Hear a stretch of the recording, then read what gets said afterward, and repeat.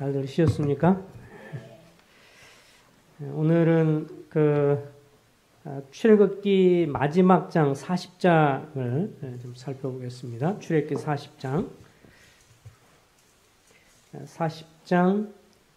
34절에서 38절까지 출애굽기 40장 34절에서 38절입니다.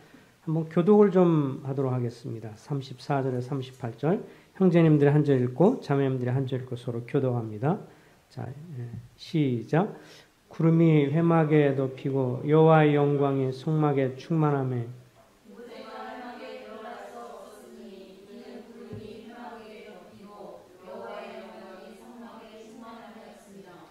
구름이 성막 위에서 떠오를 때에는 이스라엘 자손이 그 모든 행진한 길에 뺏어 나갔고 구름이 떠오르지 않을 때에는 떠오르는 날까지 나아가지 아니하였으며 낮에는 여호와의 구름이 성막 위에 있고 밤에는 불이 그 구름 가운데 있음을 이스라엘 온 족속이 그 모든 행진한 길에서 그들의 눈으로 보았더라. 이스라엘 백성들이 이제 성막을 다 건축을 하게 되었고, 그러면서 이제 그곳에 하나님의 영광과 충만함이 있었고 임재가 있었던 것을 봅니다. 그래서 오늘은 하나님의 임재와 인도에 관해서 잠깐 살펴보겠습니다. 어쨌든 구약 성경에서 하나님의 영광과 임재가 나타났던 것에 여러 변이 있겠지만 그 중에서도 가장 탁월하게 나타나는 것이 구약의 성막에서 이렇게 나와 있는 것을 보게 되죠. 물론 이제 이 성전에서도 하나님의 영광은 나타났지만 원래 하나님 말씀하신 것은 이제 성막이었고 나중에 이제 다윗이 이제 자기가 성전을 자기의 왕궁을 짓다 보니까 하나님 앞에서 이제 하나님의 이 임재와 영광이 있던 이제 성막을 보면서 자기가 성전을 건축해야 되겠다 이렇게 생각을 했지만 하나님이 이제 그가 너무 많은 피를 흘렸고 전쟁을 했다는 것을 얘기하면서 내 자손이 그래서 솔로몬이 이제 세우게 되죠. 그래서 하나님께서 어쨌든 건축하라고 했던 이 성막을 건축을 해서 그 가운데 이제 하나님의 임재와 영광이 충만히 나타났고 또 주님의 인도하심이 이제 두드러지게 나타났던 것을 보죠. 이제 성막이라는 것을 이제 정리를 우리가 하게 되는 것입니다. 처음에 이렇게 성막을 지난번에 그 그림이라든지 사진 같은 걸 통해서도 이제 봤지만 처음에 어느 문으로 들어가죠? 동서남북 중에서 어느 쪽에서 들어가요? 서쪽이에요? 동문으로 들어가죠. 동쪽에 해가 비치는 것처럼. 그래서 동문으로 들어가게 돼서 들어가자마자 처음에 접하게 되는 것이 뭐예요? 번제단을 보게 됩니다. 그래서 거기에서 이제 모든 짐승들이라든지 이런 이 정결한 짐승들을 주님 앞에 드리게 되고 그러고 나서 좀 지나고 나면 뭐가 또 있어요? 제사장이 이제 들락날락하면서 무엇을 어떻게 해야죠? 손과 발을 씻는 대야라고도 하고 또 물두멍이라도 하고 그렇게 그래서 손을 씻는 곳이 있습니다. 손과 발을 씻는 것이 있고 그러면서 이제 실제적으로 성막으로 들어가자마자 처음에 것을 뭐라고 그래요? 성소라고 하고 뒤에 것을 지성소, 지극히 거룩한 곳. 앞에도 거룩한 것이지만 뒤에는 지극히 거룩한 곳. 그래서 성소 안에는 뭐가 있습니까? 이제 돌아가서 남쪽에 오른쪽에 보면 뭐가 있어요? 황금 등잔대가 있고 그 다음에 반대편에는 떡상이 있죠. 진설병 떡상이 있고 그리고 바로 지성소로 들어가기 앞서서는 뭐가 있어요? 그 앞에 분향단이 있습니다. 향을 피워 올리는 분향단이 있고 그 다음에 휘장이 있고 그 안에 들어가면 맨 안쪽에는 뭐가 있어요? 언약궤가 있죠. 언약궤 뚜껑을 뭐라고 그래요? 속죄소라고 하죠.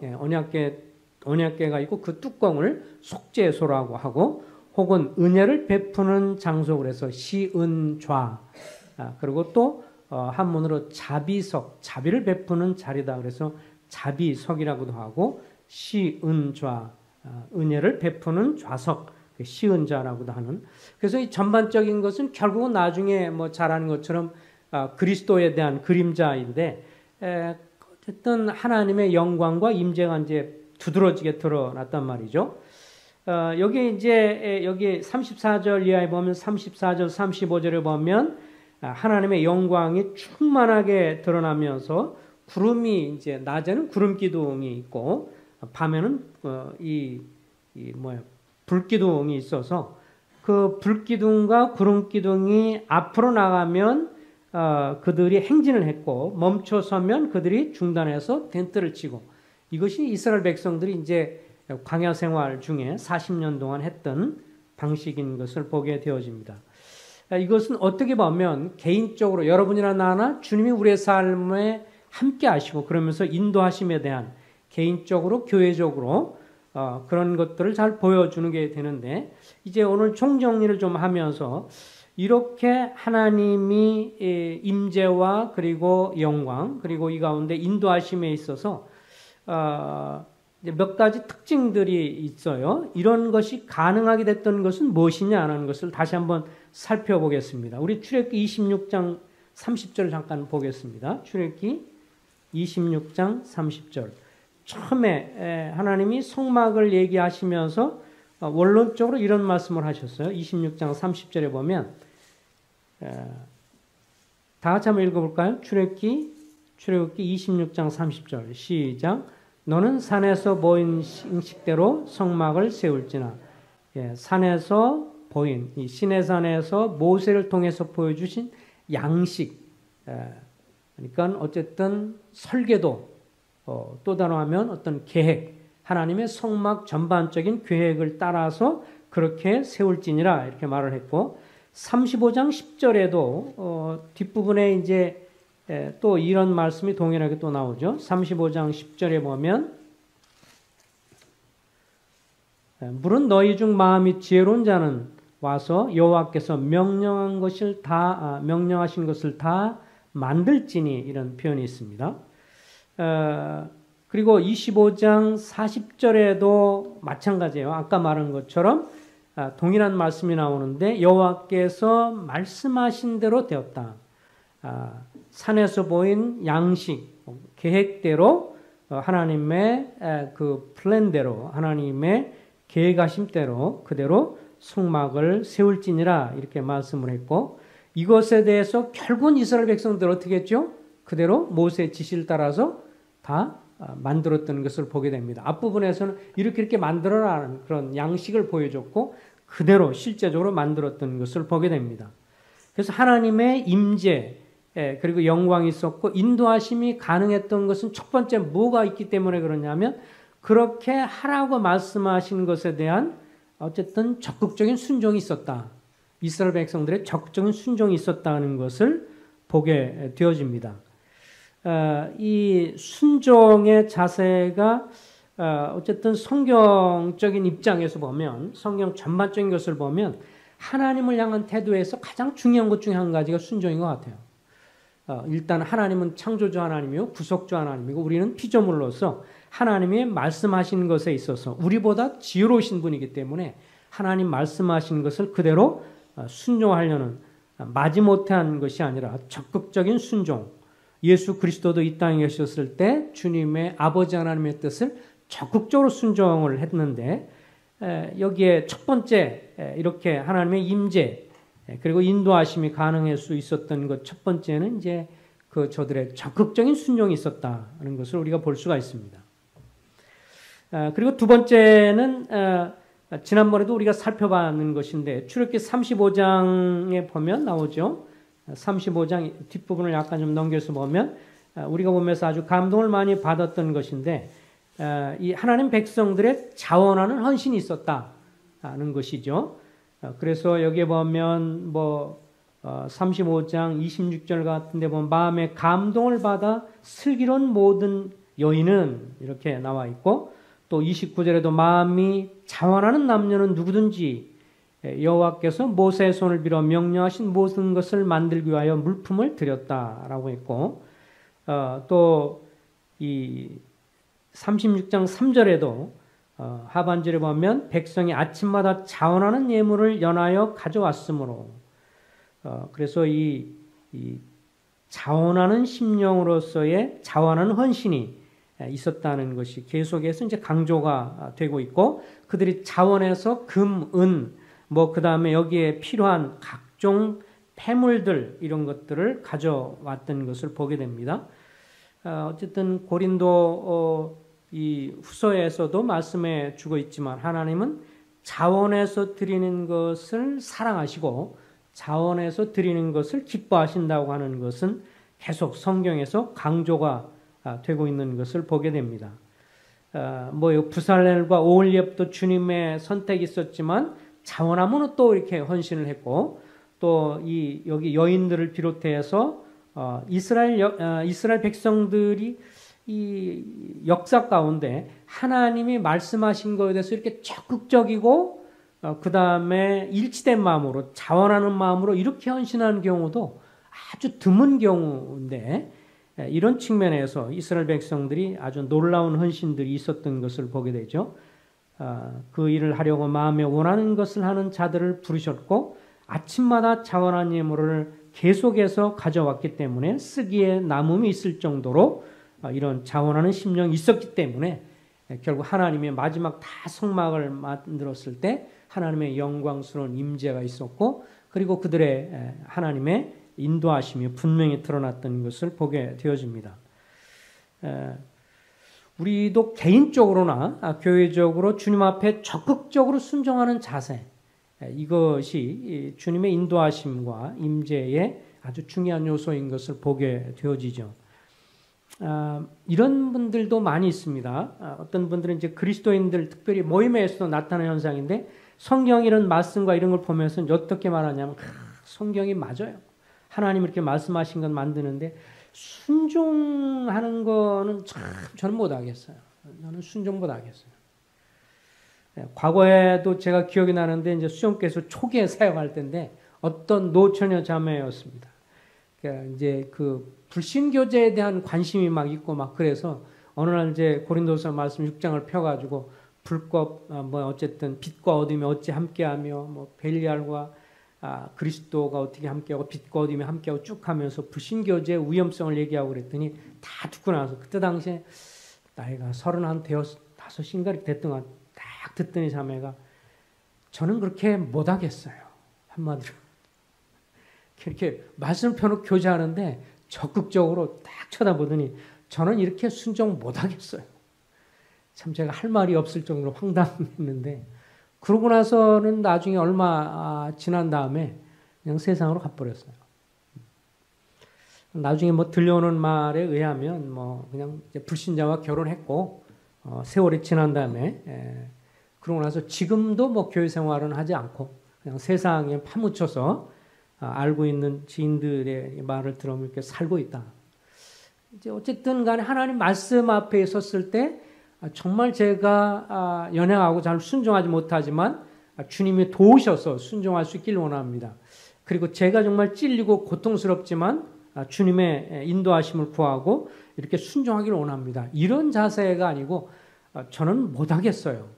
이렇게 이제 극단적으로 나가는 경우도 있고 또 어떤 경우는 그렇게 성경에서 말하는 건 맞지만 우리가 못하는 것을 하나님이 다 하시고 또 못하는 걸 다 용서하실 거기 때문에 제가 순종을 못해도 큰 문제가 없지 않아요. 하나님이 다 우리 연약한 걸 알고 은혜로 우리를 부르셨다며요.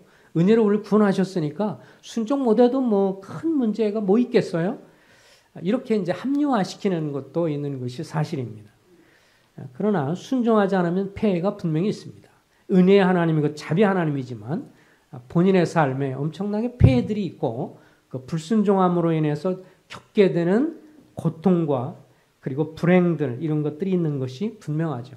주님 앞에 긍휼과 은혜를 구하며 나올 때 용서는 하시지만 그것을 하나님은 은혜 하나님이기 때문에 순종 못할지라도 괜찮겠죠라고 하는 것은 이것은 합당하지 않은 그런 자세인 것을 보게 됩니다. 어쨌든 세 번째로 또 하나 생각해 볼 수 있는 것은 이 하나님의 임재와 영광이 이렇게 나타날 수 있었던 것 중에 한 가지는 하나님을 경외하는 태도가 있었다는 것이죠. 첫 번째는 뭐라고 그랬어요? 이스라엘 백성들의 적극적인 순종이 있었고, 두 번째는 자원하는 헌신이 있었고, 세 번째 크게 중요한 것 중에 한 가지는 하나님을 경외하는 태도가 있었다고 하는 것이죠. 이 경외한다는 말을 사전에서 찾아보면 공경하고 두려워한다 이렇게 되어 있어요. 이것은 막 그 심판이 두려워서라기보다도 성경적인 입장에서 본다면 하나님을 사랑하는 마음으로 또 그래서 공경하는 마음으로 적절히 무서워할 자를 무서워하고 두려워할 자를 두려워하고 공경할 자를 공경하는 그런 면에서 하나님을 향해서 경외하는 태도를 생각해 볼 수 있습니다. 예를 들면 32장 같은 데 보면 제일 먼저 이런 것이 두드러지게 나타나는 것은 누구냐면 모세죠.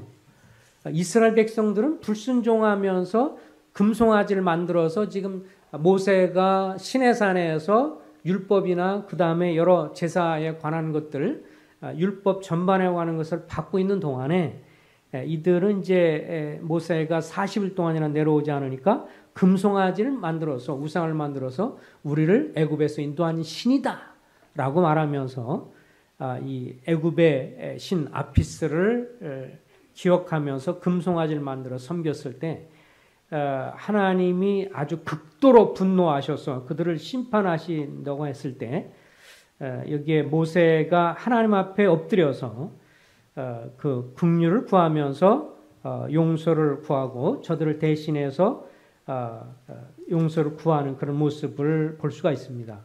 그것이 이제 32장에 나와요. 그러면서 하나님 앞에 자비를 구하면서 엎드리게 되고 저들을 불쌍히 여겨주시고 하나님 만약 이들을 심판하시면 애굽 사람이나 그 대적들이 하는 말이 결국은 이스라엘 사람들 애굽 땅에서 건져내더니 결국은 광야에서 죽인 거 아니냐 이런 비난을 들으실 수 있으니까 주님이 은혜를 베풀어 주십시오. 이렇게 말하면서 하나님 앞에 엎드리는 자세를 보게 되어집니다. 그래서 하나님의 징계가 있었죠. 그래서 지난번 말씀드린 것처럼 계속해서 금송아지를 경외하고 그래서 모세가 내려와서 십계명 돌판을 깨뜨리고 갈아서 마시게 하고 이러면서 저들을 책망하고 그렇게 했음에도 불구하고 계속해서 또 그런 것을 지속하고 있었던 그런 사람들 3,000명이나 되는 사람을 레위인들에 의해서 이제 그들이 징계를 받게 되는 것을 보게 됩니다. 이 34장을 한번 보겠습니다. 그러고 나서 이제 저들이 정결케 되었을 때 34장 5절에 보면 34장에 보면 다시 하나님이 두 돌판을 처음 것처럼 다듬어서 가지고 올라와라. 그래서 이제 다시 십계명을 받게 되죠. 그런데 34장 5절에 보면 여호와께서 구름 가운데 강림하사 그와 함께 거기 서서 여호와의 이름을 선포하실세. 여호와께서 그의 앞으로 지나시며 선포하시되 다 같이 한번 읽겠습니다. 시작. 여호와라 여호와라 자비롭고 은혜롭고 노하기를 더디하고 인자와 진실이 많은 하나님이라. 인자를 천대에 베풀며 악과 과실과 죄를 용서하리라. 그러나 벌을 면하지는 아니하고 아버지의 악 등을 자손 3대까지 보응하리라. 모세가 땅에 급히 엎드려 경배하며 이르되 주여 내가 주께 은총을 입었거든 원하건대 주는 우리와 동행하시옵소서. 예, 그래서 여기에 이렇게 모세가 하나님 앞에 이렇게 엎드려서 경배하는 모습을 봅니다. 하나님이 본인을 소개하시면서 이렇게 말씀을 하셨어요. 나는 자비롭고 은혜롭고 노하기를 더디하고 인자와 진실이 많은 하나님이다. 이렇게 말을 했어요. 그런데 그런 하나님이 자비하심이 있어요. 그죠? 인자하심은 천대까지 베푼다면 그거에 대한 과실, 징계는 3대까지 하겠다. 어쨌든 자비의 하나님인 것을 얘기하는데 이렇게 인자와 자비의 하나님인 것을 얘기하지만 여기 모세는 어떤 태도를 보였어요? 모세는 어떻게 했죠? 8절에 급히 땅에 엎드려서 경배했다. 이게 이제 하나님을 경외하는 자세이죠. 잘 보세요. 오늘날 이 복음주의 계통에 있는 성도들이 우리가 이렇게 실수할 수 있는 것 중에 한 가지가 뭐냐면 우리는 하나님을요. 하나님에 대한 그 성품을 생각할 때 하나님은 자비하시고 은혜로우시고 여기 말씀한 것처럼 자비와 은혜와 긍휼과 이런 것들을 다 이렇게 생각을 많이 하고 사랑이 많으신 하나님을 얘기하다 보니까 그분을 향한 경외심이 많이 상실되고 있는 것이 사실입니다. 그래서 전에도 말씀드렸지만 이스라엘 사람들이었다가 구원받은 유대인들은 여러분과 나를 볼 때 제일 많이 느끼는 첫 번째 느낌이 뭐냐면 이방인 그리스도인들은 좀 경망스럽다. 굉장히 너무 가볍다. 하나님을 믿고 따르는 데 있어서 너무 가볍다. 이렇게 생각을 한다고 하는 것인데 이 하나님의 속성에 대해서 은혜와 자비와 이것을 얘기를 하고 그것이 맞지만 그런 하나님에 대해서 모세가 취했던 자세, 하나님을 정말 가장 가까이에서 얼굴과 얼굴을 대면하면서 교제하면서 가졌던 태도는 하나님 앞에 엎드리려고 하고 그분 앞에 정말 경외감으로 엎드리려고 하는 이런 경외의 자세가 가장 정상적인 자세였는데 모세는 이런 모습이 있었습니다. 상대적으로 이스라엘 백성은 그렇지 못했죠. 그러다 나중에 이제 이들도 변화가 되게 됐고 특별히 하나님의 징계 손길을 통해 3,000명이라는 사람이 이제 징계받게 되면서 두려움을 느끼고 뒤에 보면 10절에 보면 10절 이하에 보면 이제 다시 언약을 세우게 되는데 이 10절을 한번 잠깐 보죠. 20절에도 보면 여기에 이제 모세가 주님과 교제하면서 피부에 광채가 나는 것을 보게 되었고요. 그러면서 이 33장을 좀 앞으로 다시 가서 33장 7절에도 다 같이 한번 같이 읽어보겠습니다. 33장 7절입니다. 시작. 모세가 항상 장막을 취하여 진 밖에 쳐서 진과 멀리 떠나게 하고 회막이라 이름하니 여호와를 앙마하는 자는 다 진박 회막으로 나아가며. 이제 앞에서는 누가 하나님을 경외하는 모습 보였냐면 누구예요? 모세가 가장 그 주님을 가까이 있으면서 가장 친근하게 은혜와 자비의 하나님을 얘기했지만 그러나 모세는 이 도를 넘지 않았어요. 그렇죠? 하나님을 향해서 하나님이 친구처럼 대해줬지만 모세는 하나님의 그 창조주와 피조물 이 한계를 모세는 뛰어넘지 않았습니다. 그래서 하나님 앞에서 엎드리는 자세가 있었고 경외감 있는 자세가 있었는데 나중에 징계가 있고 난 다음에 이스라엘 백성들도 7절에 보면 여기에 모세 항상 장막을 취해서 진을 쳐서 그때는 성막이 세워지기 바로 전입니다. 자기 개인 텐트를 쳐서 거기서 이제 주님을 만나게 되었을 때 여호와를 앙망하는 사람 혹은 여호와를 찾는 사람, 여호와를 경외하는 사람이 진 밖에서 쫓아가서 저 뒤에서 멀찌감치 모세가 만나는 것을 쳐다보면서 주님을 경외했다라고 그렇게 말을 해주고 있습니다. 이제 이스라엘 백성들도 주님을 경외하게 된 것을 보게 되죠. 하나님의 임재, 영광 그리고 인도하심이 있었던 것은 그들이 이 하나님 앞에 기꺼이 순종하려는 자세 그리고 자원한 어떤 헌신 그 다음에 경외하는 마음이 이들에게 있었을 때 하나님이 이런 놀라운 모습들을 보인 것을 볼 수가 있습니다.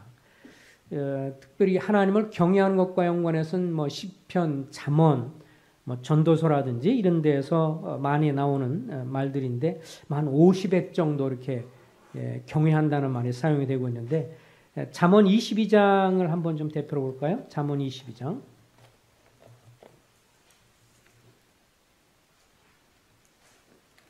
잠언 22장에 보면 22장 4절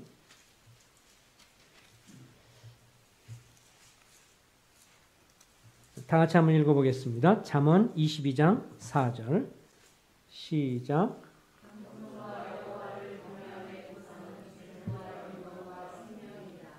여기에 잠언의 말씀이 겸손과 여호와를 경외함. 여호와를 경외하는 사람은 겸손한 사람이니까 같은 함께 가는 거죠. 겸손과 여호와를 경외함에 대한 보상은 재물과 영광과 생명이니라. 시편 112편도 한번 볼까요? 시편 112편. 시편 112편에도 보면 1절부터 4절까지 같이 한번 형제자매님들 한번 교독을 해보겠습니다.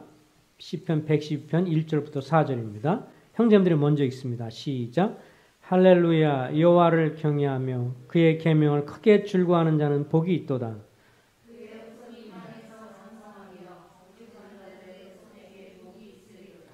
부와 재물이 그의 집에 있으며 그의 공의가 영구히 서 있으리로다.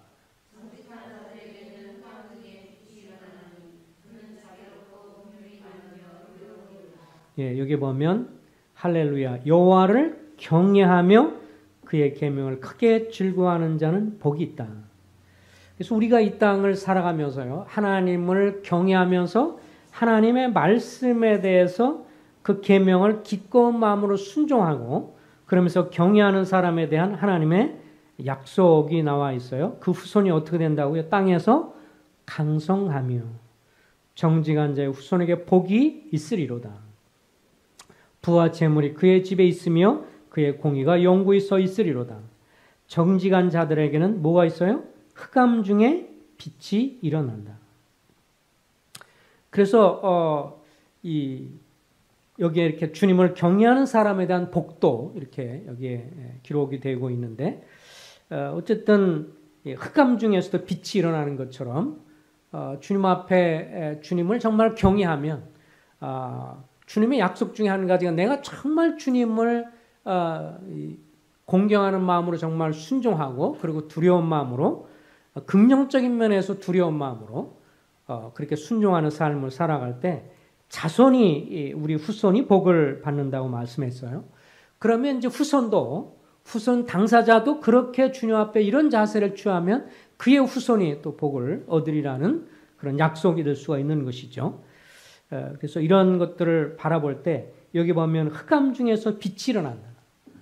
여기 보면 구름 기둥과 그리고 불 기둥처럼 어두울 때 빛으로 인해서 가는 길을 따라서 갈 수 있는 것처럼 하나님의 임재, 인도하심이 있는 것을 보게 되어집니다. 이스라엘 백성들에게 그랬어요. 광야 생활의 손막을 통해서.